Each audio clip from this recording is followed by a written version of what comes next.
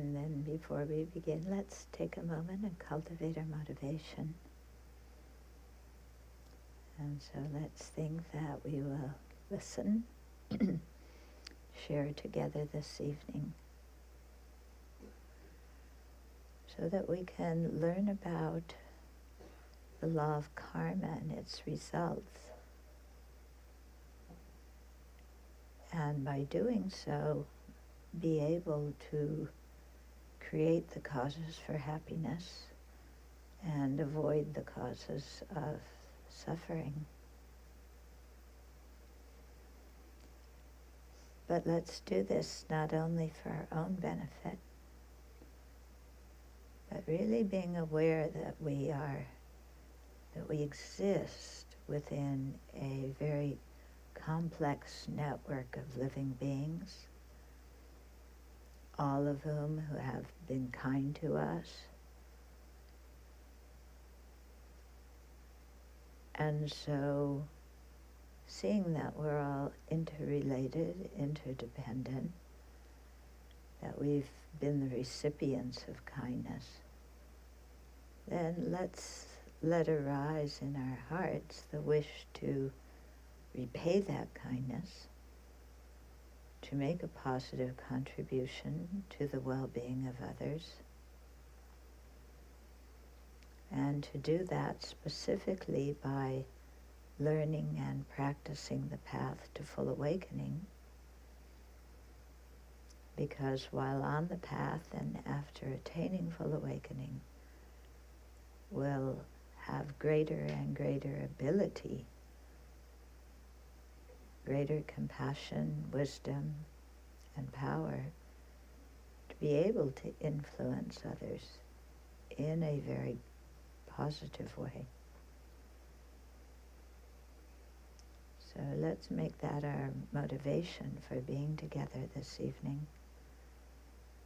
And what we're doing, let's see it as one drop in the bucket of all the causes for attaining full awakening.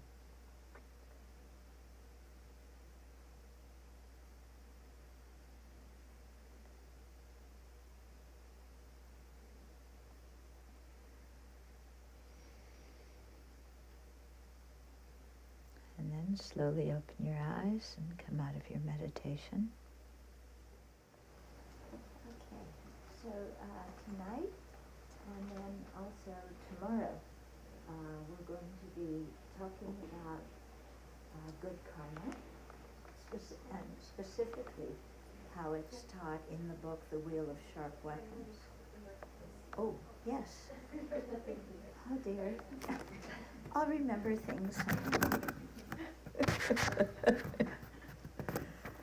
Okay. Let's see here.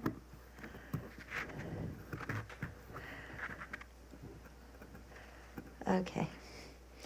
So, we'll be talking about karma, the law of karma, which means actions, volitional actions, intentional actions, and the effects that they bring.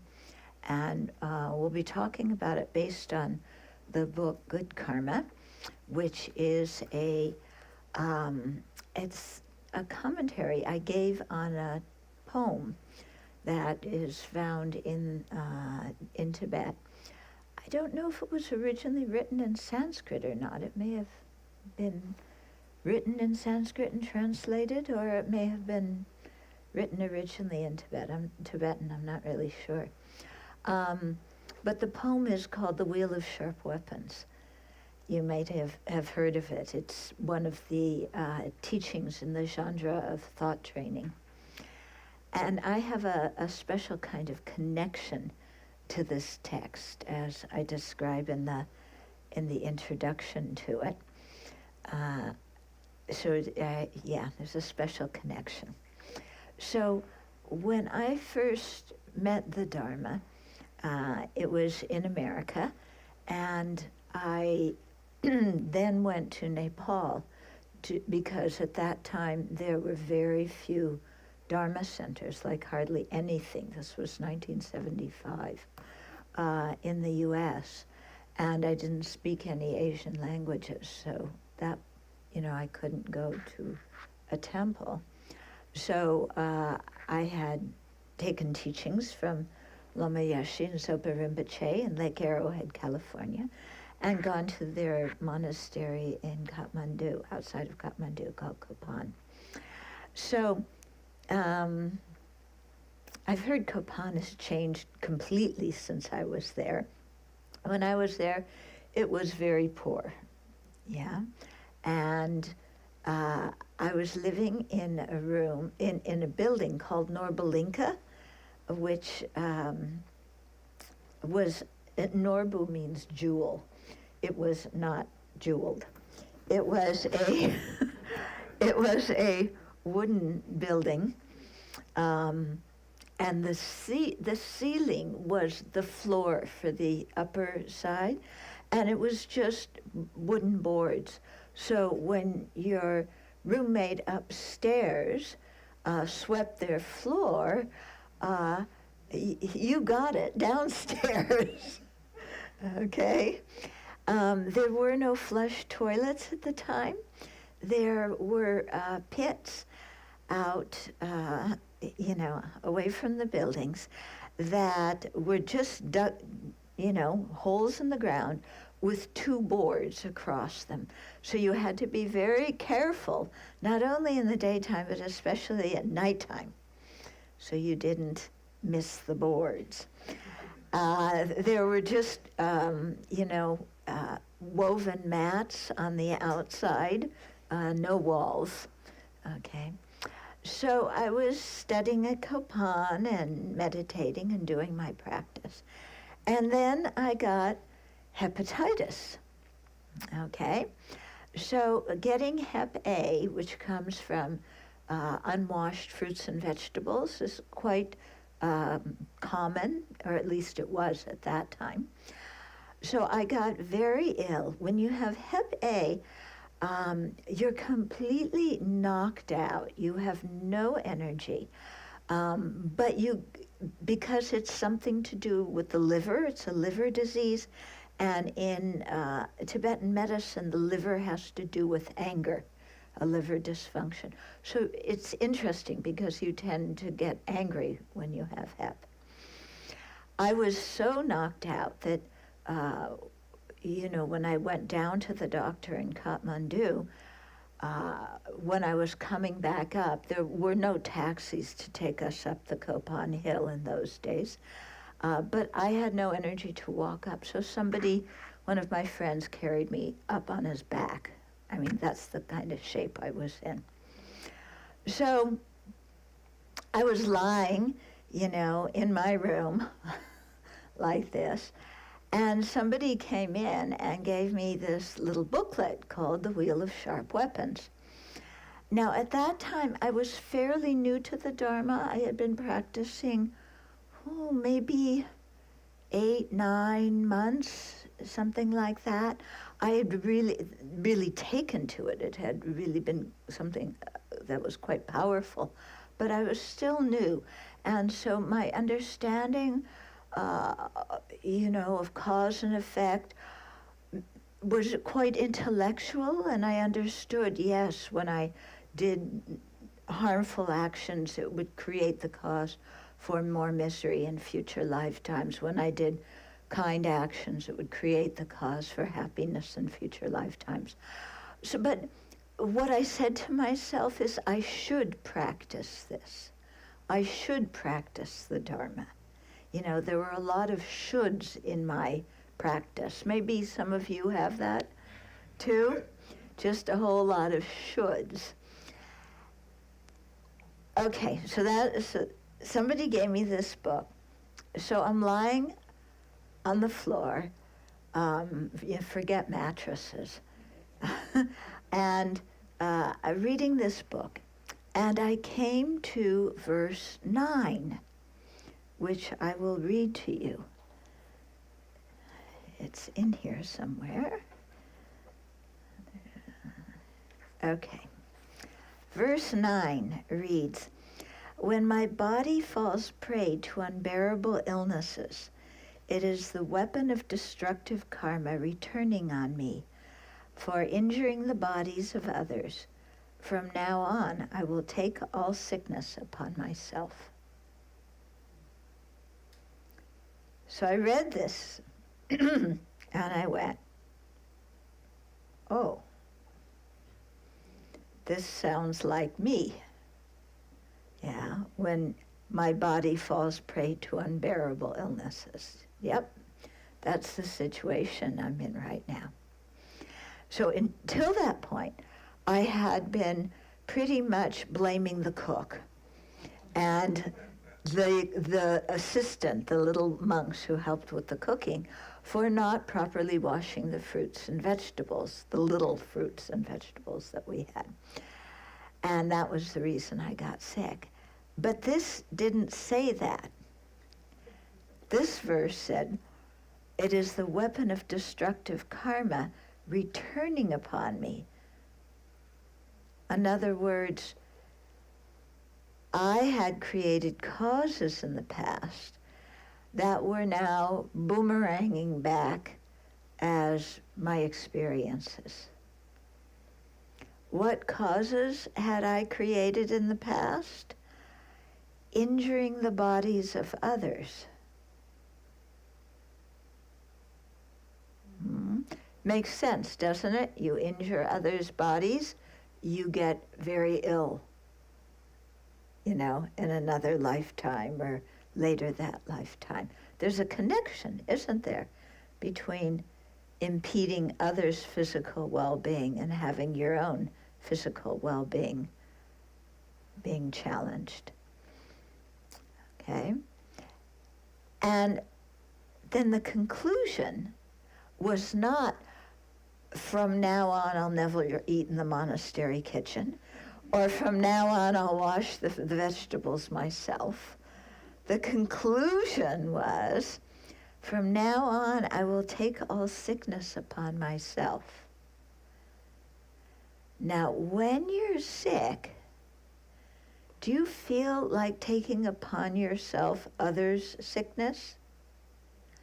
No, you don't want to even take your own. You would much rather give it to somebody you don't like.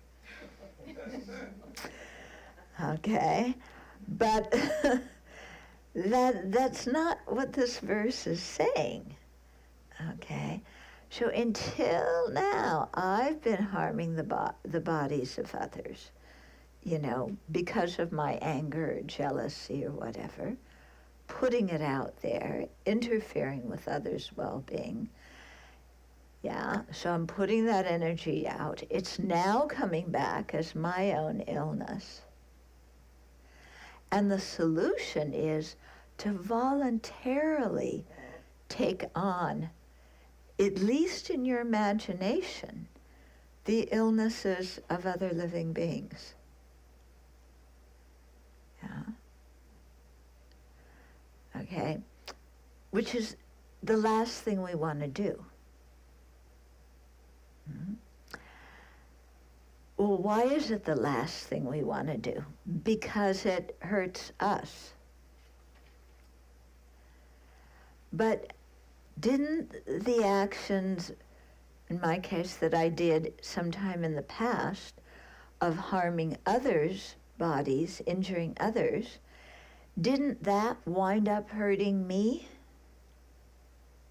When we hurt others, the karmic result comes back on ourselves. We're hurting ourselves.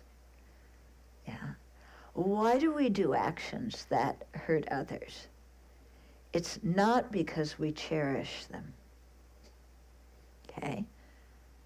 It's because of our own self-centeredness, our own mind that cares more about ourselves than for anybody else. That it's that mind that underlies all of the harmful actions we do to others, and those harmful actions bring the suffering upon us. So the real source of the illness or our unhappiness is our own self-centered thought and our own ignorance that misapprehends ourselves and think that we're a real, substantially, inherently existent person.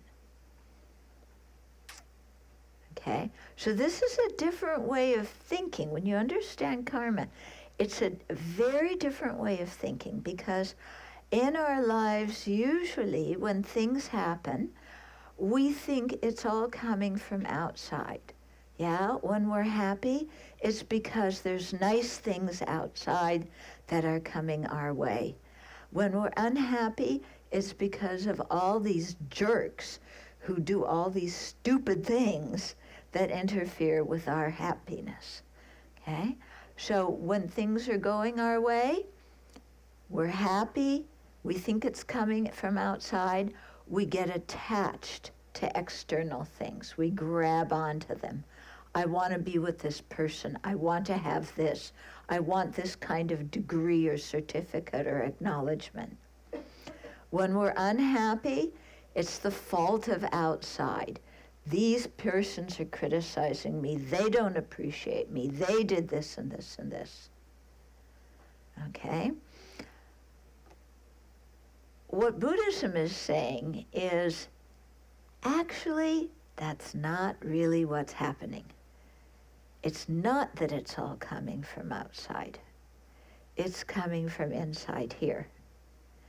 And it depends on how we see situations, and it depends on our actions. Yeah? When we do harmful things, the karmic result comes back and we experience unhappiness. When we do kind things, the karmic result comes back and we experience happiness. Okay? To do the kind things that create the cause of happiness, we have to subdue our self-centered mind. Because remember, the self-centered mind is what lies behind all the ignorance, anger, attachment, jealousy, pride, dishonesty, deceit, pretentiousness, all of that stuff. Yeah, so we don't want to encourage our self-grasping ignorance, our self-centered attitude, because they're the real enemy that create the cause of happiness, cause of suffering.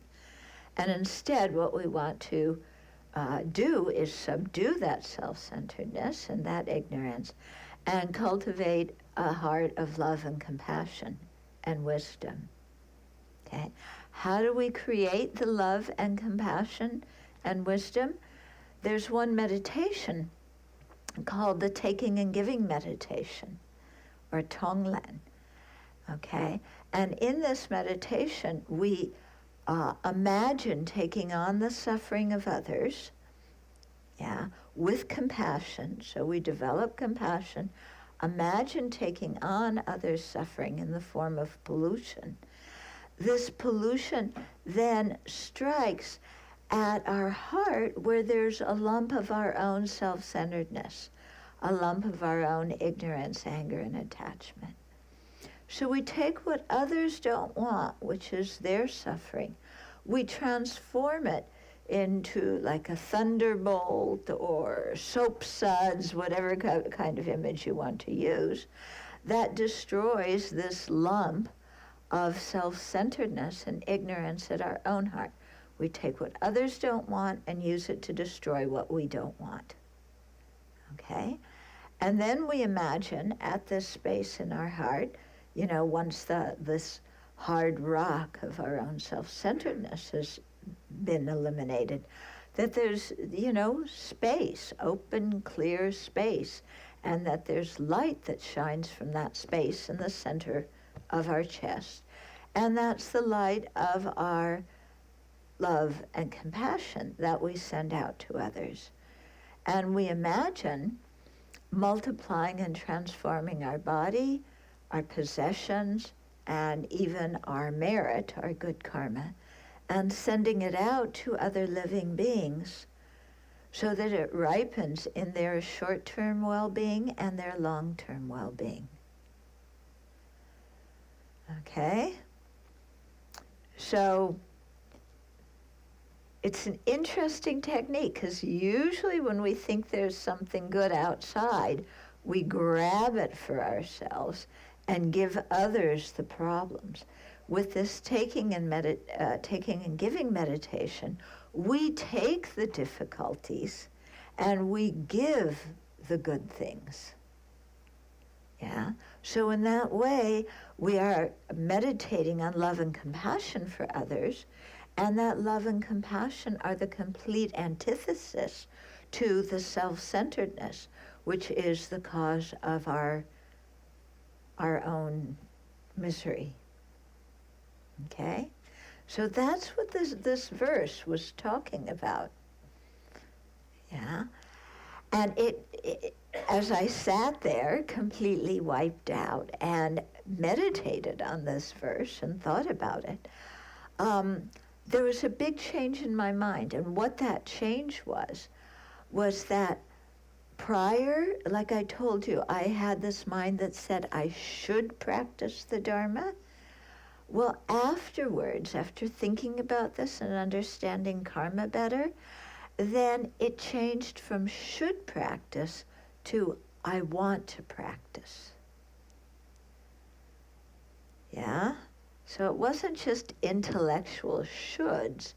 It was like, this is the key to transforming my situation. I want to practice it. Mm-hmm. So it had a very, very big effect on me. Yeah? So that's just verse 9. There's about 120 verses in here. So, 116. So you can imagine what's coming if we get that just on verse 9.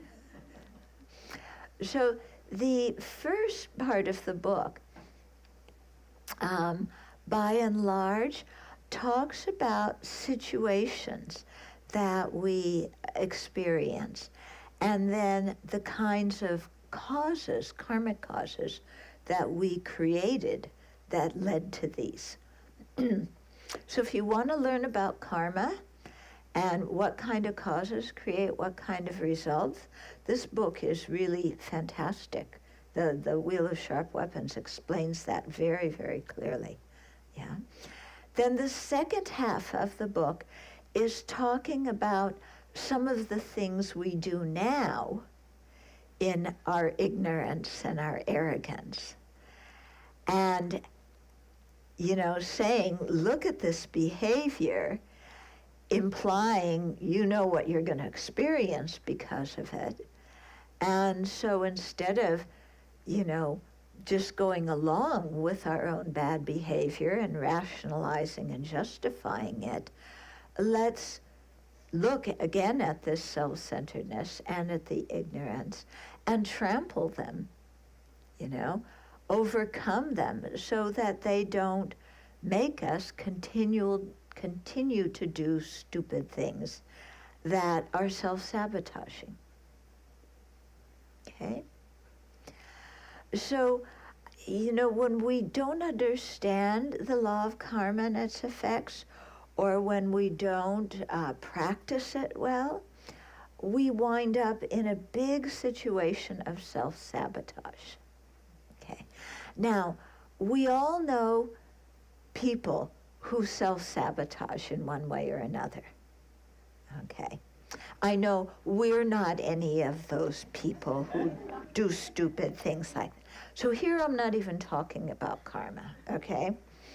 But we know people who have a drinking or drugging problem, yeah, and who say, I'm gonna quit, and then they go out with their buddies who are their drinking and doping buddies. So what do? Same old, same old. So they self-sabotage, yeah. We know people who go in for a job interview who are very qualified, yeah. But then something inside them says, oh, but if you get the job, you're going to have to work hard. So then they don't show up for the interview, or they say something really ridiculous at the interview. Okay, do you know people who do self-sabotaging things? Yeah, Like I said, I know it's none of you. Yeah. It's always other people who have these problems. Yeah. But when we don't understand the workings of karma and its effects, we really wind up self-sabotaging. Okay? Because we do things that we think will bring us happiness because they bring us immediate happiness, but because these actions are harmful actions, although they may bring us immediate happiness, they bring us long-term misery. And long-term misery lasts a lot longer than immediate happiness. So we're self-sabotaging in that way. Okay? So, for example, April 15th is coming up. Yeah? So, you're doing your taxes, and there was some expense that you had for fixing something in your house. Or, oh, better yet, some meal that you took all your relatives out to. Yeah. But it would be so easy to deduct that meal from your business expenses. Or it would be so easy for the money you paid for a house repair to be attributed to business expenses so you could deduct it from your taxes, right? And the IRS doesn't really know. They don't really care. They're understaffed. They don't even care about the president's taxes. And we all know what he does. So if he does that, it must be okay, because he's our role model. And he said, you're smart if you can get out of paying taxes. So, I'll just follow the president's example. I'll just fudge a little bit on my taxes. It's perfectly all right. Yeah? And so we justify it. And then we're happy. Oh, good, I saved, $100 or $500 or $5,000, whatever it is, on taxes. That's good. Now I can go get something I really like. And we're happy. But, yeah, karmically what we've done is we've committed the non-virtue of lying, and also the non-virtue of stealing, because we've taken funds that have not been freely given to us. Those funds actually belong to Uncle Sam. Okay? So we've accumulated two non-virtues that are going to ripen in our own unhappiness. So that's self-sabotaging, isn't it? Even though we think we're really clever and we rejoice that we were able to, kind of rearrange the numbers on the tax form. Okay? So this happens all the time in our lives. All the time. How we do something that we know is not so good, but we have a really good reason, very good reason. So this action really isn't non-virtuous. It's actually quite virtuous, right? Except that we can't pull the wool over the eyes of the law of karma and its effects. Yeah, because it's a natural law, like gravity's a natural law. Yeah. So we're going to experience the results of what we create, unless we do something to purify or impede the ripening of those karmic seeds. Okay? So when we start to see this, we realize that it really doesn't pay. What is it George Washington said? You know, like it doesn't pay. Don't we have some kind of thing that one of these great presidents said about, you know, his was he chopped down the cherry tree and then he fessed up and, you know, he didn't lie about it and said, I don't know what he said, but something, you know, that, like, this is the right thing to do, you know. But we have a hard time saying that because I lose out on some short-term benefit if I do that. Yeah. So, you know, when we really look, when push comes to shove, we prefer immediate pleasure to long-term pleasure. Yeah. But that's self-sabotaging. It's very self-sabotaging, especially as Dharma practitioners, because it's going to take us several lifetimes to attain awakening. So we need to have a series of good rebirths in order to be able to continue to practice the Dharma. If we, you know, create a lot of non-virtue and neglect to purify it, neglect to abstain from it, neglect to create virtue, then we won't have a series of good rebirths in which to practice. And that will set us back a long time because we'll be experiencing a lot of suffering in the unfortunate realms during that time instead.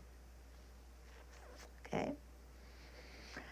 So let's look at some of the other verses here that talk about karma. But before we do, I just want to emphasize that when learning about karma, that one of the big things we have to understand is that we are responsible for what happens to us because we're the ones who create the causes. So we are also responsible for the causes we create. Usually in our life, when we're unhappy, we blame others, don't we? Yeah? I'm the victim. Why am I so messed up? Because my mother did this and my father did that. And, you know, my teachers did this and I wasn't treated fairly and other people had more advantage than me. And right from the get-go, I had all these problems and nobody took care of them. And, you know, why am I miserable? It's always somebody else's fault. So we so often see ourselves as a victim. Yeah, I am a victim of other people's harmful actions. When we see ourselves as a victim, we take away our own power. Because when we're a victim, there's nothing we can do to change the situation because the whole situation is due to somebody else and they're the powerful one. So I'm just the victim. Yeah. Poor, sweet, innocent, wonderful, magnanimous, charming me who the world treats so awfully. Yeah. So there's something so reassuring about being a victim because it means you don't have to do anything except sit there and suffer. Yeah. Now, of course, who wants to sit there and suffer? Nobody. We don't want to suffer. But do we want to take responsibility? No. It's much more comforting to be a victim. Yeah, so we disempower ourselves. Nobody else takes our power away. We give up our power. We give up our ability. Yeah. When we really understand about karma and its effects, then we take responsibility for our actions. And that gives us the ability to create the causes, the karmic causes, for the kinds of situations we want to have in the future, and avoid creating the karmic causes for situations that we don't want to have. So when we accept responsibility, we then have a lot of power to change our situation. When we just loll around in a victim mentality, then we give up our power and nothing really changes. Okay? How many of you like to feel sorry for yourself?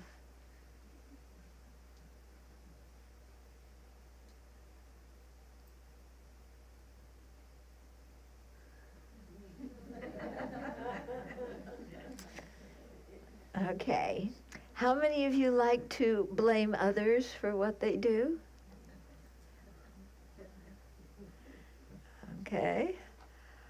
So you see that our own way of thinking is the cause of our problems. Yeah. We think in the wrong way. Mm-hmm. Okay, so let's look at some of the other things.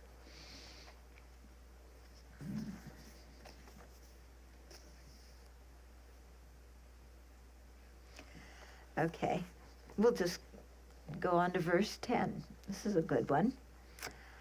When my mind falls prey to suffering, it is the weapon of destructive karma turning upon me, for definitely causing turbulence in the hearts of others. From now on, I will take all suffering upon myself. So when my mind falls prey to suffering, we're unhappy, discouraged, depressed, lack self-confidence.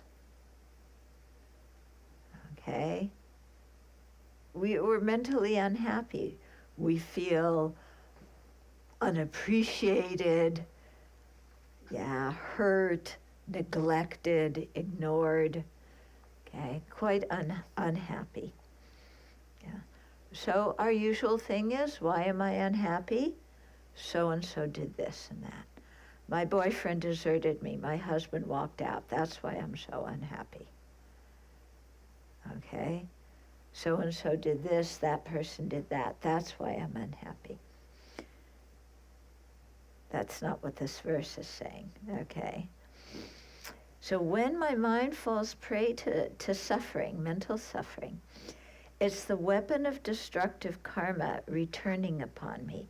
So this is this image of this boomerang. It's a weapon.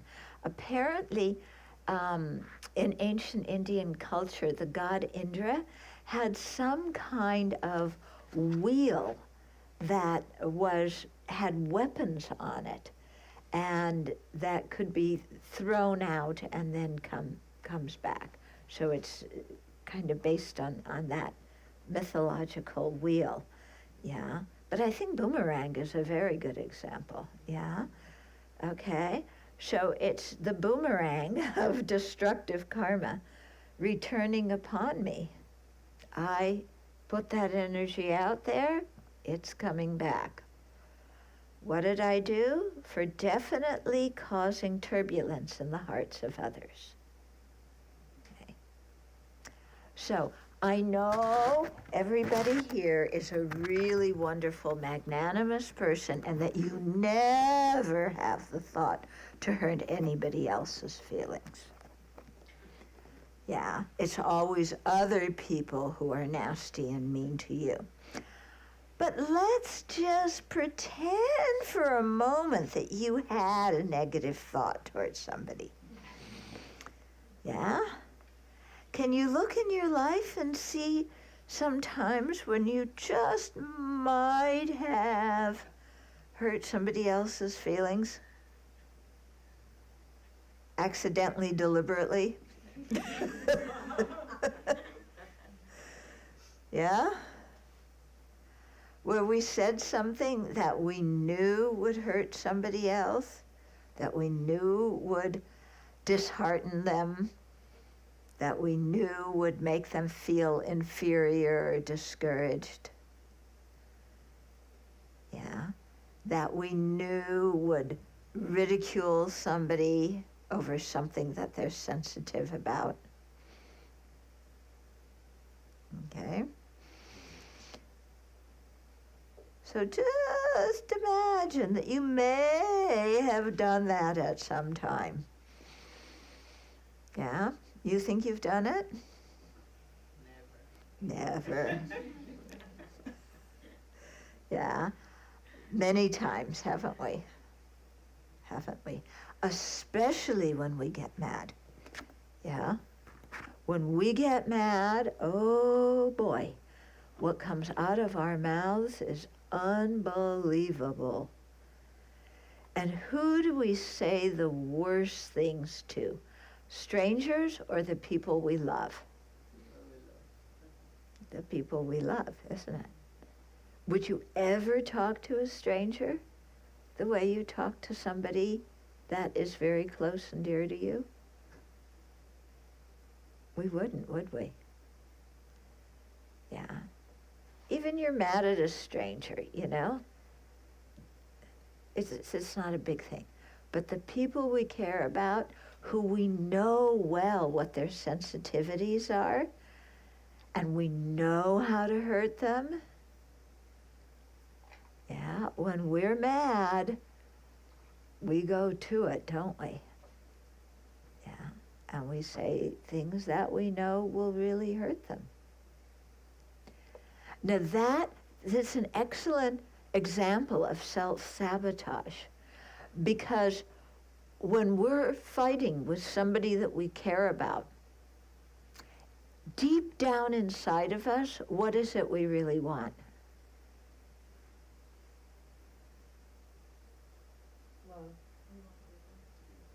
Yeah, we want love. We want to communicate with them. We want closeness with them.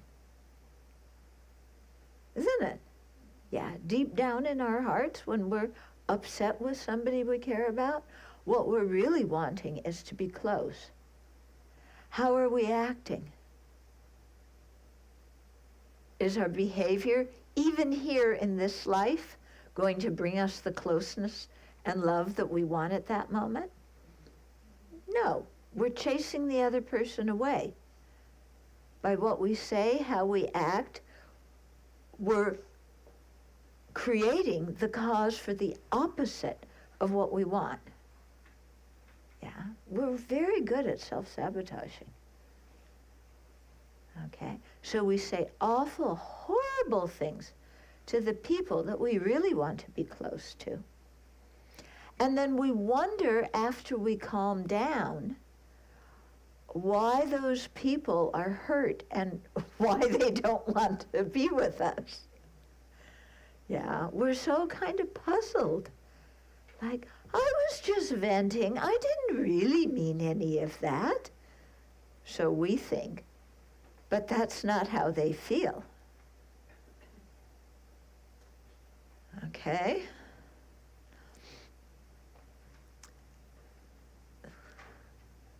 So, for definitely causing turbulence in the hearts of others. Yeah, we've done that. Yeah.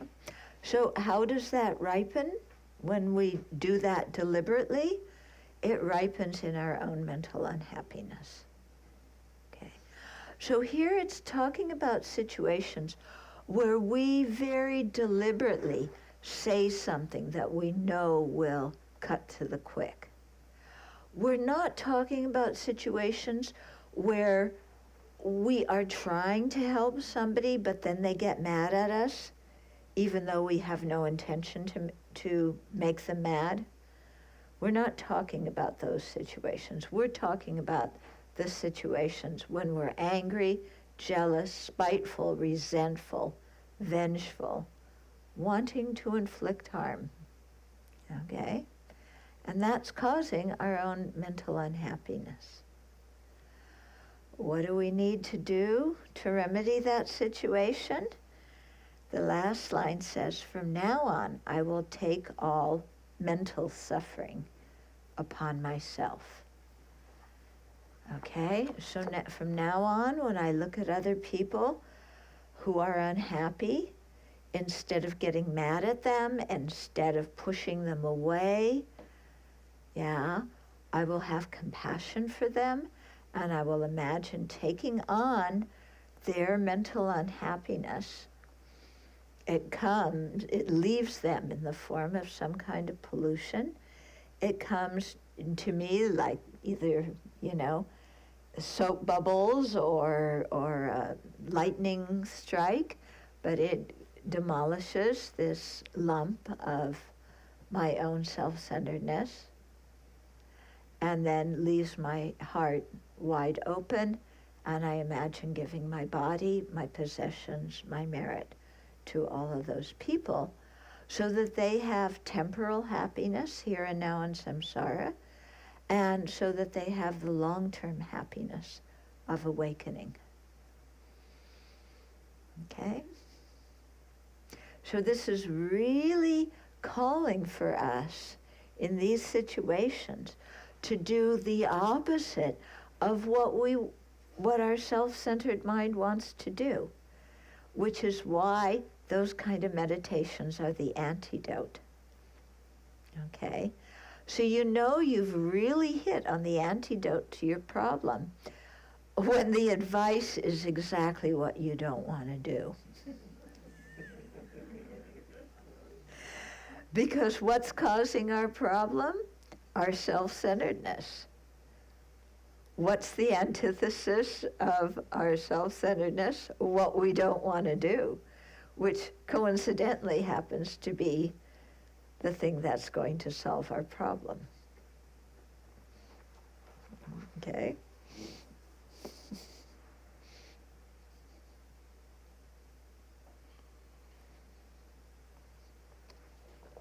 Let's do another verse here.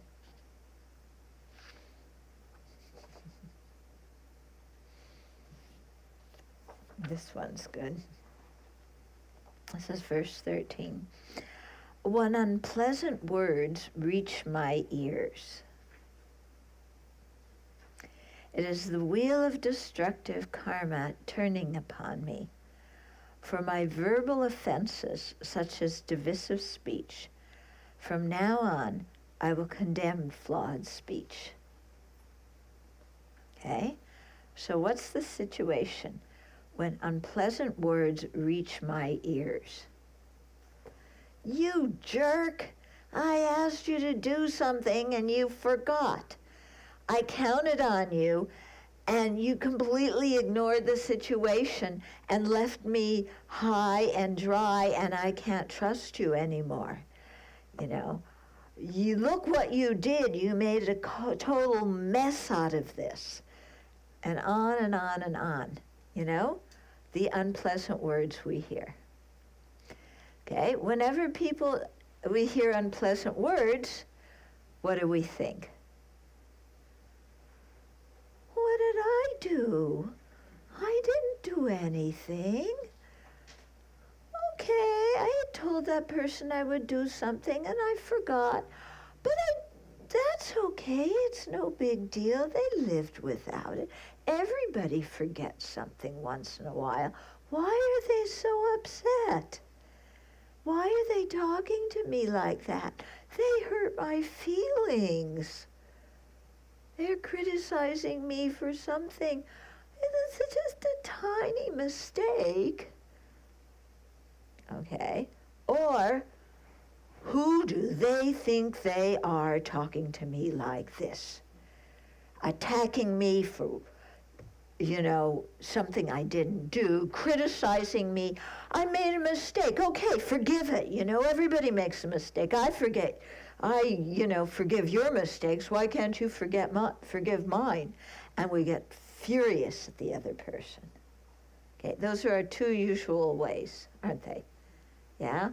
We go away and we sulk and feel sorry for ourselves, or maybe blame ourselves. Or we explode and all over everybody. What was this mother of all bombs? Sometimes our mouth becomes a mother of all bombs. I mean, what we say with this mouth can hurt people's feelings so deeply. Okay?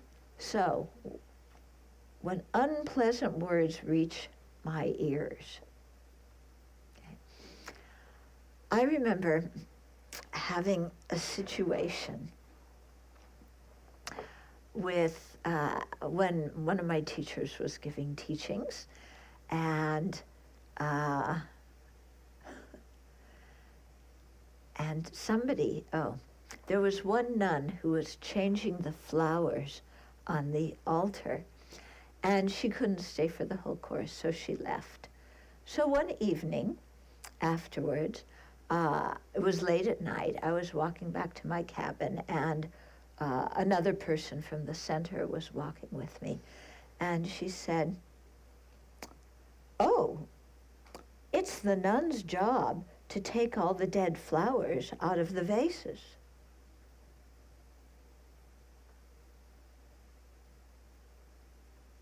Yeah, so, so the implication was you were supposed to clean up the altar and take the dead flowers out. Well, of course, I didn't know that there was some rule that said this. In fact, I don't think there was a rule. I think this other nun just did it because she liked to. But I was getting blamed because I didn't take the dead flowers out of the vase. And our teacher is going to think that we're such slobs, and it's so disrespectful to have dead flowers. I hadn't noticed any dead flowers in the vase. Anyway, this person's really laying into me. And I was beginning to get angry, except it was like 1 or 2 in the morning, and I really didn't have the energy to get too angry. I just wanted to go to sleep. But I thought, it was a really interesting time. I thought, where am I ever going to go in this universe where nobody will ever criticize me? Yeah, here I am getting unfairly criticized. Yeah, it's all their fault. I should be able to go someplace where there's nice people who don't accuse me of not taking dead flowers out of some stupid vase.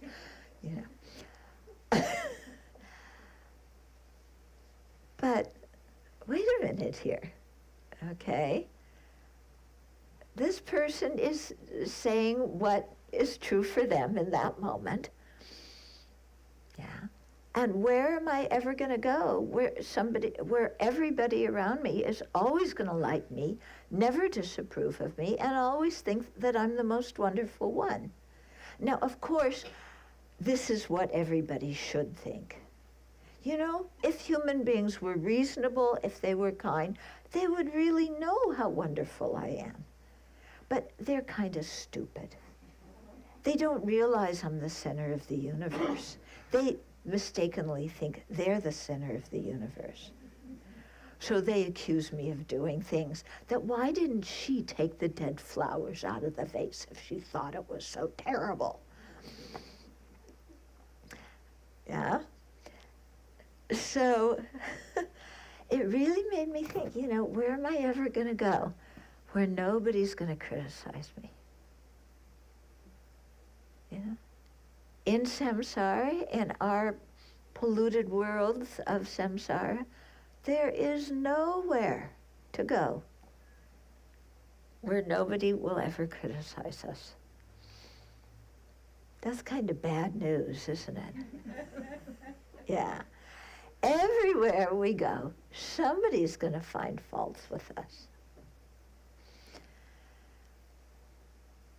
So it's useless, really, to get angry every time somebody finds fault with us, because it's a situation that, of course, is going to happen. There's no way to escape it. So, I remember thinking at that time, children, you better learn to deal with these situations because they're going to keep happening, whether it's about flowers in a vase or something that's more important. It's going to keep happening. And if you don't figure out a way to be calm in these situations and not take everything so personally, then you're going to suffer every time somebody even forgets to say good morning to you. Yeah. And it's true, isn't it? When we are super sensitive, very ego sensitive, every teeny tiny thing somebody does, we take as a personal attack on us.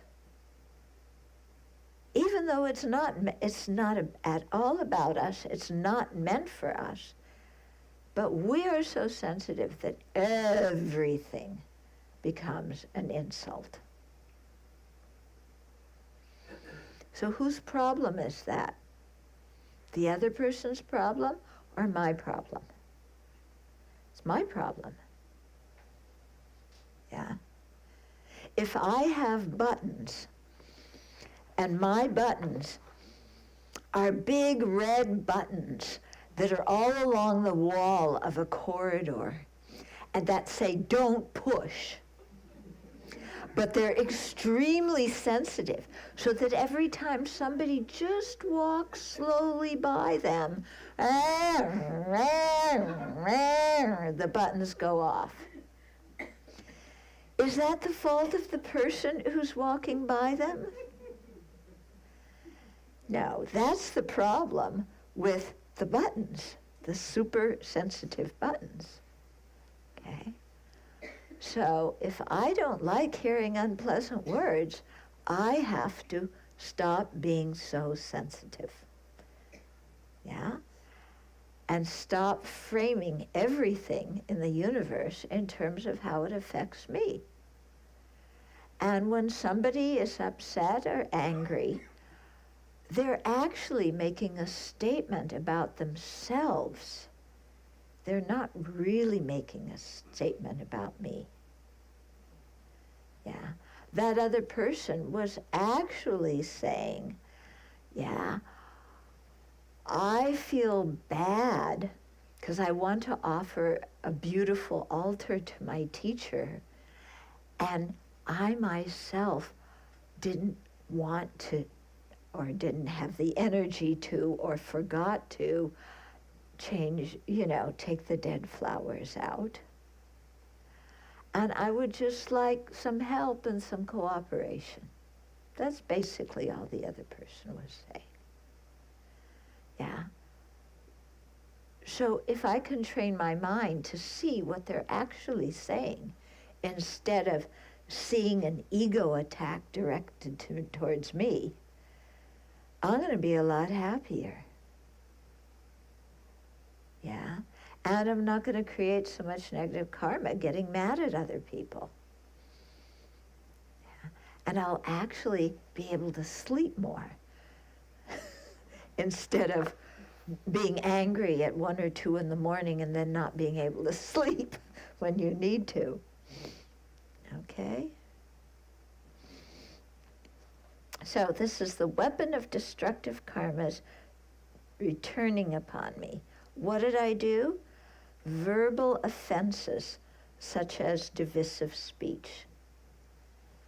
Okay, when we talk about verbal offenses, verbal non-negativities, there's 4 of them: lying, divisive speech, harsh words, and idle talk. Okay, maybe we can go into these a little bit more tomorrow. They are pretty powerful when we look at them. Okay, but this one's particularly pointing out divisive speech. Okay, so what is divisive speech? It's when 2 people are friends and I don't want them to be friends. Or 2 people are not getting along and I don't want them to get along. So what do? I go to this one and I say, I just talked to that person over there. You know what they said about you? They said you blah, blah, blah, blah, blah, blah, blah, blah, blah, blah. And what I say can be true or it could be false. But it's said to separate them. Then I go back to this one and I said, I talked to so-and-so. You know what they think about you? They think you're blah, blah, blah, blah, blah, blah, blah, blah, blah. Okay? Have you ever separated two people who were friends? No, that was a stupid question. I know you haven't. I know you haven't. I know other people have interfered in your friendships, but I'm sorry for even insinuating that about you. Yeah? Okay. So maybe I better talk about myself. I have done that. Yeah? Sometimes I'm jealous because people are close, and I don't want them to be so close. Or maybe somebody else has a really good opportunity, and I think I should have that opportunity, not them. Or a good opportunity is coming up, and I don't want them to get it because I want it. Yeah? So in some way, I want to interfere with their friendship. Yeah. Could happen in my family. I'm jealous of my brother, I'm jealous of my sister, so I say something to my parents, blah, blah, blah, blah, blah, you know what they did, blah, blah, blah. It can happen at work, and God forbid it happens at Dharma centers. Yeah, God forbid it, but there's no God, so it continues. And people do it at Dharma centers. Yeah? So this creates so many problems, doesn't it? Yeah, so many problems. When you hear that somebody else said nasty things about you, you're believing the person who told you. Yeah. Of course, the person you need to speak to is that other person who reputedly said those things. But do you go to that person to check out, did you really say this? No, we don't go and say, I heard that maybe you were disturbed about something I did. Is this really the case? Did I get the correct information? If you're disturbed about something, let's talk about it. I don't go to that person and try and, stop the rumor mill. What I do is I go to somebody else and say, that person over there said this about me. Yeah, what do you think of somebody like that who says that about me? So then somebody spoke divisive words to me, so now I go and speak divisive words to that one, so that that one will side with me against this one. Okay?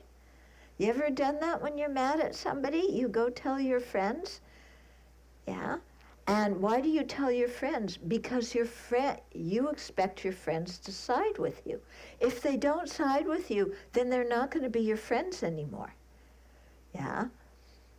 So you tell your friends, meaning you got to side with me. Regardless, doesn't matter, I'm right, I'm wrong, you need to side with me against this person who said blah, blah, blah, blah, blah, blah. Yeah. And then, of course, yeah, so it started with one person here speaking divisive words, who spoke divisive words to me about that person. Then I speak divisive words to this person about that person. Then that person speaks more divisive words to somebody else. Then we all catch on that it's actually the problem of the person who first spoke divisive words to me. So then we criticize that person. Meanwhile, the other person over here who reputedly said those things is talking bad about me and also talking bad about the person who told me. And so pretty soon the whole group gets involved. We have a party. Yeah? And in an office, this happens, and what happens? You scapegoat one particular person. Have you seen that happen in an office? What bonds a few people together is that they get together and gossip and criticize about one other person. Horrible way to bond with people. Yeah, horrible, disgusting. Yeah. But we go along with it instead of, when people are having divisive speech, instead of just saying, I feel really uncomfortable about what we're saying about so-and-so because they're not here to explain it, and then leaving. Instead of doing that, which would actually be more honest, we're afraid of what these people who are creating negative karma by speaking harsh words and gossiping, we're afraid of what they're going to think of us. So we join them in the creation of negative karma. And we go along with gossiping about so-and-so. Yeah. And then we all stick together because, of course, now we've really found out we've psychoanalyzed this other person. Yeah, you know how it is in America? Yeah, we don't just criticize people, we psychoanalyze them. Have you noticed? Yeah? So that person didn't just, say something mean to me. They are passive aggressive. Yeah, because they said something mean to me in this very sweet voice. They are passive aggressive, I know that. And you know what? They're also borderline. Because borderline people, they're close to you and then they push you away. So they're passive aggressive and borderline. My goodness, we work with somebody like that. Oh my God. What are we going to do about them? Yeah. We should let the boss know how, terribly sick this person is. Yeah, because I bet they're saying bad things about the boss too. We better go tell the boss that we're sure that this passive-aggressive borderline person is now saying bad things about the boss too. Okay. Oh, mother sentient beings. Never a dull moment. It sounds like the Trump White House, doesn't it? Yeah? This is what's going on in the White House.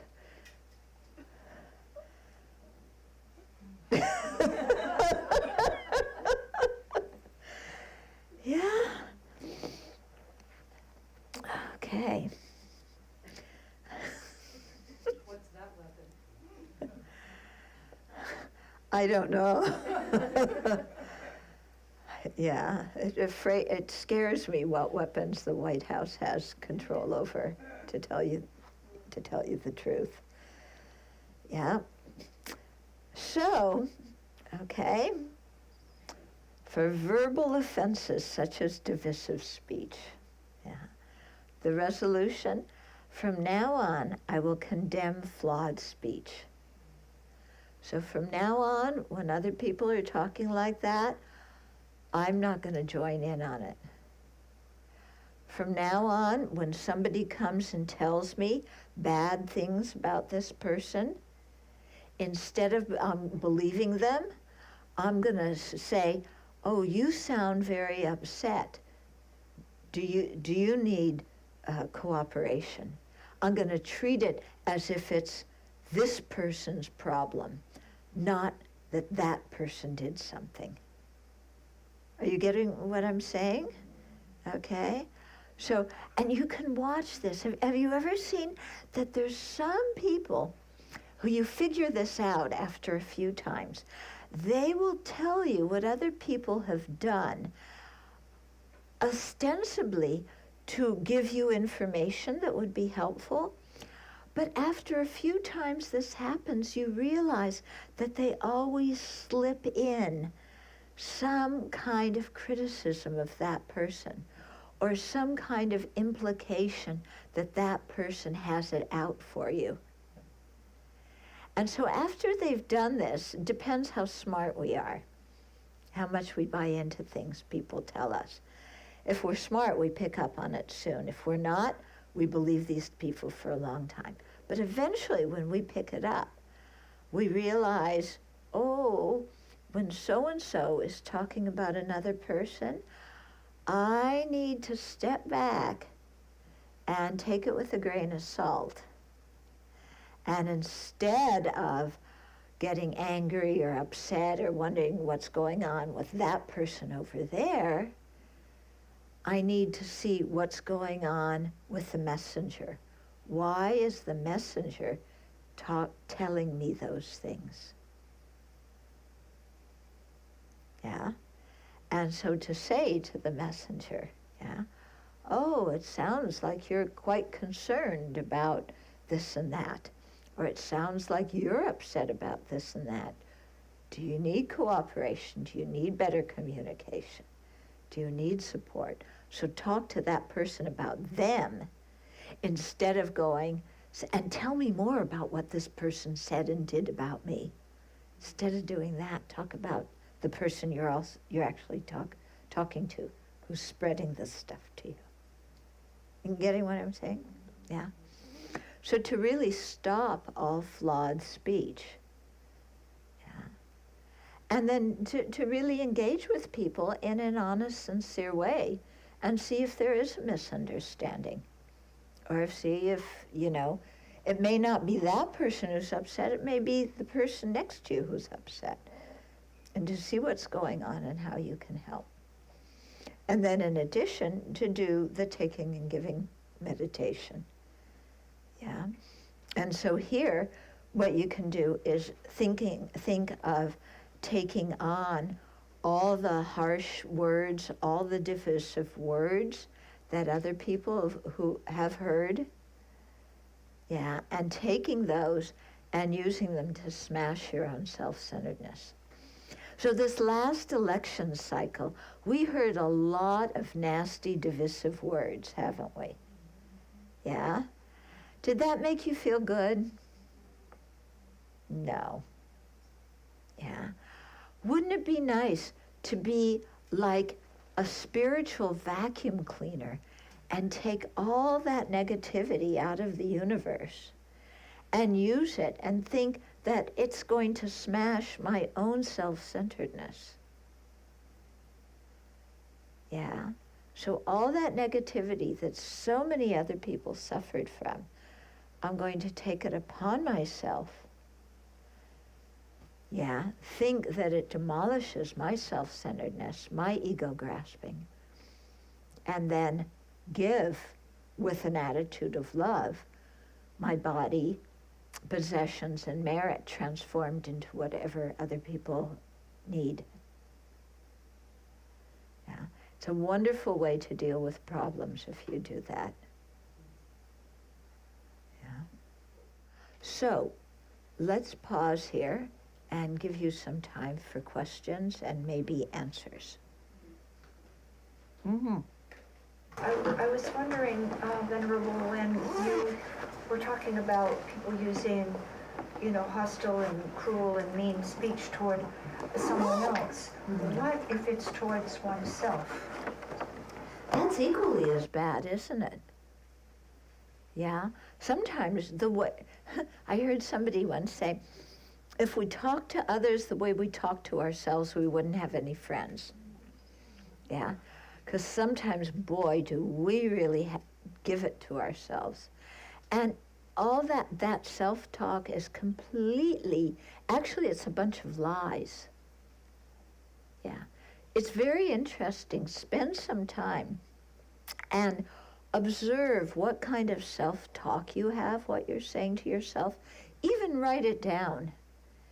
It's fantastic statements like, I can't do anything right. No wonder nobody loves me. Yeah. I have a knack for making a mess out of everything. I'm so disgusting, nobody trusts me. Yeah, this kind of things we say to ourselves, isn't it? Hello? Yes. Hello? Yeah? We say that to ourselves. Is that true? I can't do anything right. Really? You know how to make a cup of tea. You know how to drive a car. You know how to read a book. You can do a lot of things right. Yeah. Saying I can't do anything right is completely false. Nobody loves me. Really? Your dog sure looks like they love you. Your cat looks like they love you. And you know there's a whole lot of people who love you too. And they would be hurt if they heard that you thought they didn't love you. Yeah. I make a mess out of everything. Really? You're so powerful that everything in the world that goes wrong is due to you? You have a lot of power if you can make everything go wrong. Is that true? I make a mess out of everything? No. Okay? So we have to really look at this kind of self-talk very closely. And when it isn't true and it's exaggerated, you know, just to say, you know, this is garbage. It's lies. And I am not going to say lies to myself. And I'm not going to let this kind of, you know, I'm just going to stop this stuff. Because it's just all rubbish. It's a kind of divisive speech to separate from oneself in a way.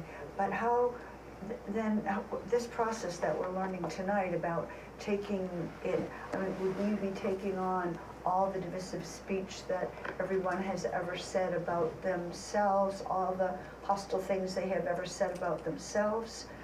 Yeah, you could take on that. You can take the hostile things they've said about other people. You can take on whatever unhappiness. It doesn't have to correspond particularly to the thing that you're doing, but whatever misery they have, you take it on, and you think, you know, all this horrible self-talk is just my own self-centeredness. It's all totally self-centeredness. Yeah. Because what I'm actually doing is saying, if I can't be the best in the world, I'm going to be the worst. It's self-centered. So I'm going to take all their misery and unhappiness and pile it on top of this self-centeredness that talks to myself in that very deceptive, unrealistic way. Okay? And then there's openness in your heart, and you give kind words and encouragement and peaceful feelings and support and so on to other people. Okay? Mm-hmm. So, talking about self-centeredness, you know, I struggled for many years with anxiety, so especially like, even in a situation like this, talking to you or in front of people, you know, beating heart, sweaty palms, shaky voice, like, how does one transform that? Those thoughts of like, what if, or... What are they going to think of me? Right. Yeah. It's all self-centeredness, isn't it? People have nothing better to do with their lives than to think about what they think about me. Yeah? Yeah. Aren't you going to spend the rest of the evening thinking about what you think about him? Yeah? I mean, after this talk, the whole rest of the evening, yeah, you're not going to think about anything in the Dharma talk. You're not going to think about all your other problems with your family at work and so on. You're just going to think about, what's your name? Yumio. Huh? Yumio. Yeah. Yeah. We're all going to think about him. And we're not going to think nice things. We're going to sit there going, Emil, what is he? Why does he do that? I don't know. Why did he come to this class anyway? Yeah, we're going to spend the whole time, right? Yeah, nobody else has anything more interesting to think about. Do you see how unrealistic anxiety is? Yeah, it's really, and anxiety also, you know, you mentioned the what if, you know. What if? Yeah, what are we worried about, you know? We dream up some usually totally fantastic situation. Yeah? What if what? What if Trump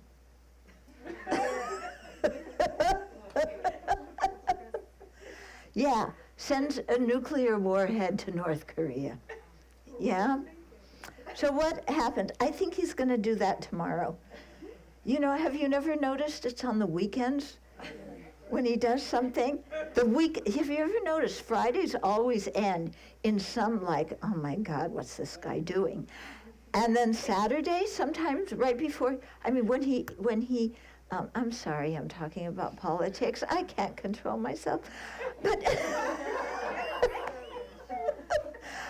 but did you notice that, you know, this ridiculous accusation that he made about Obama having him wiretapped, he did on Saturday morning and then went and played golf.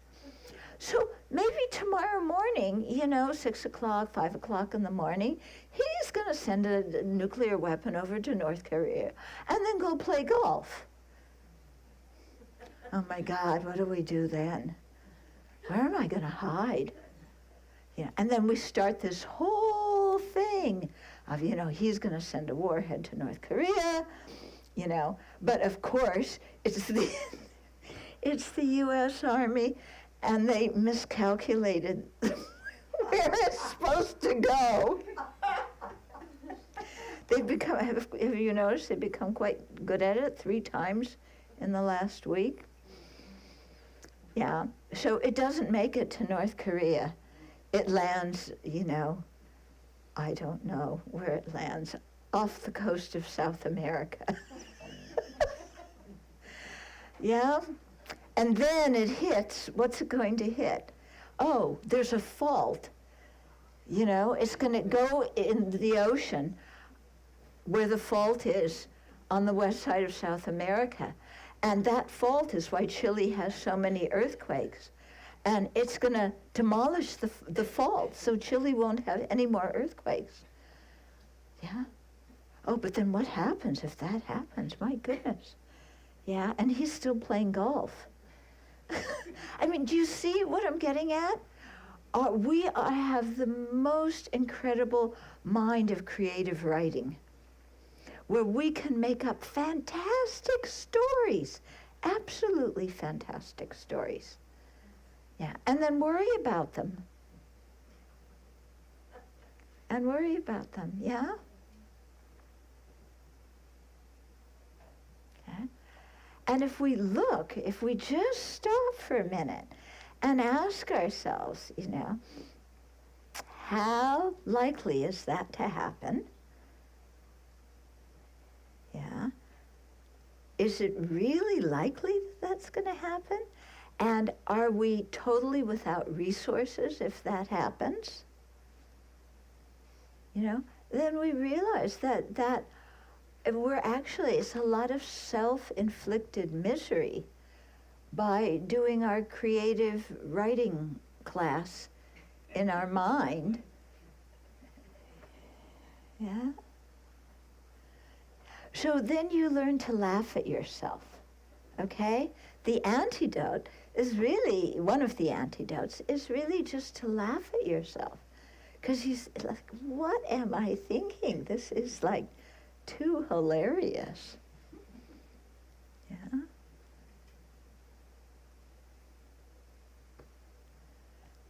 Or he orders the bomb and then it lands on his golf course. And then he sues the U.S. government. You know, but we can make up so many stories that we worry about, and it's all just fantasy. And even if some of these things do happen, are we totally without resources? You know, if you have the Dharma, you always have resources.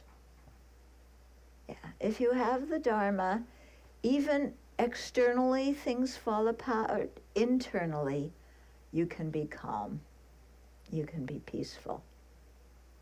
Yeah. And there's always, externally, there's always kind people who will help you. This world is full of kind people. Yeah. It's not that you're going to lose your job on Tuesday and wind up on the streets on Wednesday. Yeah. So, learning to laugh at ourselves and learning to trust the goodness that there is in the world. Because there's a lot of it. Okay. So I think that's a good place to stop, huh? Okay, so let's now just sit quietly for a couple of minutes. I call this digestion meditation. Yeah, so that we can think about the teachings that we've heard and think about them, you know, in terms of how they apply to our life and how we can really integrate them in our life and change the way that we think, change the way that we feel, change our emotions. And then let's rejoice at how we spent the evening. Rejoice at the clarity of mind we gained. Rejoice at the fact that we spent the evening thinking about something useful. And that we did it with a motivation of compassion. So let's rejoice at our own and others' good karma that we created this evening together. And let's rejoice at all the goodness in the world.